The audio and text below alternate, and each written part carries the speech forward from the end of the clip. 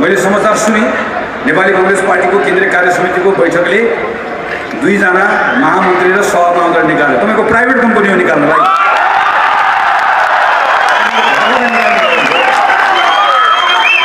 9 कक्षाको थिए, 9 कक्षाको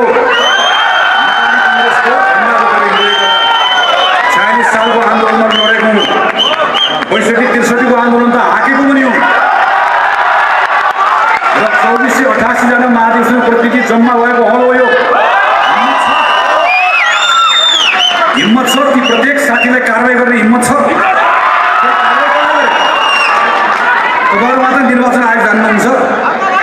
केही निर्वाचन आयोगमा यही ठाउँबाट विशेष महाधिवेशन नेपाली कांग्रेसको प्रारम्भ भएर त्यो विशेष महाधिवेशनले निर्वाचन आयोगलाई समयमै जानकारी गराइसकेको छ। कांग्रेस अहिले विशेष महाधिवेशनको क्रममा छ। हाम्रो केन्द्रीय कार्य समिति श्री शेरबहादुर देउवाको नेतृत्वमा रहेको केन्द्रीय कार्य समिति भङ्ग भइसकेको छ।